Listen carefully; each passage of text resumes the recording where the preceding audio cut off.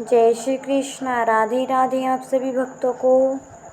आज मैं आपको बहुत ही एक अद्भुत कथा सुनाने जा रही हूँ, तो आप बड़े ही ध्यान से सुनिएगा। जब जीवन में प्रश्न खड़े हों कि कर्म करे या ज्ञान को प्राप्त करे, त्याग करे या गृहस्थ धर्म निभाए, तब कौन सा मार्ग श्रेष्ठ है, कर्मयोग या ज्ञान योग। आज की इस पूर्ण यात्रा में हम चलेंगे उन पावन पगडंडियों पर जहाँ स्वयं श्री भगवान श्री कृष्ण ने अर्जुन को जीवन का सबसे अच्छा रहस्य समझाया था। यह कहानी नहीं है, ये श्रीमद् भागवत गीता के वो दिव्य शब्द हैं जो आज भी हमारे जीवन का अंधकार मिटा सकते हैं। आइए एक बार फिर अर्जुन बनकर बैठते हैं उस कुरुक्षेत्र के मैदान में और श्री कृष्ण से सुनते हैं कर्मयोग और ज्ञान योग का रहस्य। वो 3 कारण जो मनुष्य को कर देते हैं बर्बाद। गीता का पूरा सार बताऊंगी। मनुष्य कैसे होता है।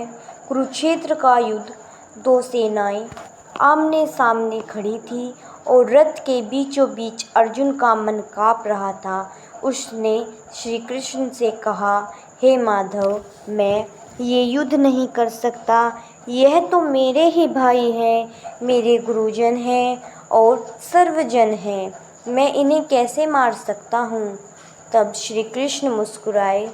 ना कोई क्रोध, ना कोई आश्चर्य, बस एक गहरी करुणा थी और वो बोले, हे पार्थ, तुम्हारा पतन तब होता है जब तुम इन 3 राहों पर चल पड़ते हो।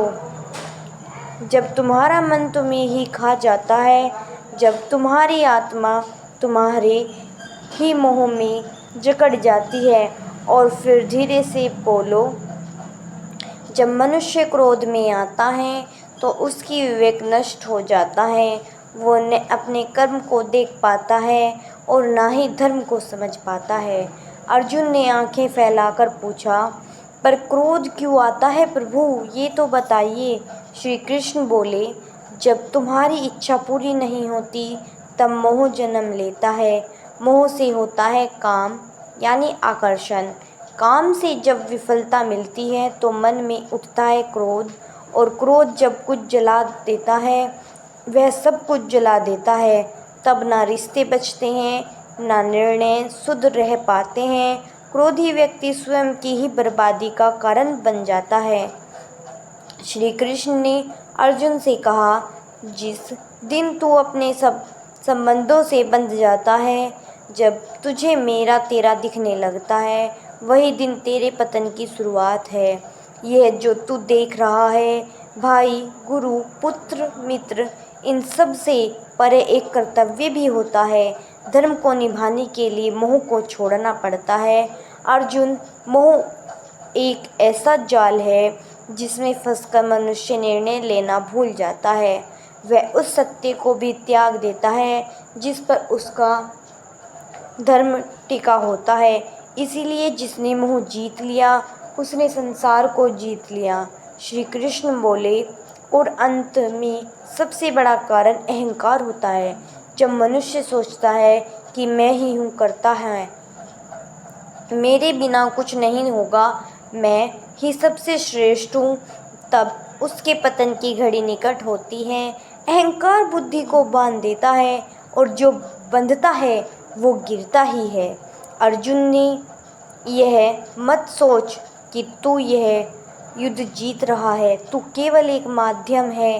कर्ता तो मैं हूँ, नियंता भी मैं ही हूँ, सब कुछ मेरे द्वारा ही संचालित है। जिस दिन तू यह समझ जाएगा कि मैं कुछ नहीं, सब कुछ प्रभु हैं, उसी दिन तू जीवन की सबसे बड़ी जीत पा लेगा। श्री कृष्ण के ये शब्द केवल अर्जुन के लिए नहीं थे, ये तो आज भी हमारे लिए हैं। जब कोई भी मनुष्य जीवन में दुखी होता है तो पीछे देखो, या वो क्रोध कर बैठा होगा, या मोह में अंधा हो गया होगा, या फिर अहंकार में चूर हो गया, सत्य से दूर चला गया होगा। तो श्री कृष्ण कहते हैं, जो इन तीनों से बच गया वही सच्चा ज्ञानी है, वही सच्चा भक्त है और वही सच्चा विजेता भी है। क्रोध छोड़ो, मोह से ऊपर उठो और अहंकार को त्याग करो और सब कुछ तू ही है प्रभु, मैं कुछ नहीं। और बस वही क्षण होगा जब जीवन में शांति होगी, प्रेम होगा और कृष्णा होंगे। कि ज्ञान योग वह जो आत्मा के सत्य को जानने की ओर ले जाता है और कर्म योग वह है जो बिना फल की चिंता किए ईश्वर को समर्पित होकर कर्म करने की प्रेरणा दे।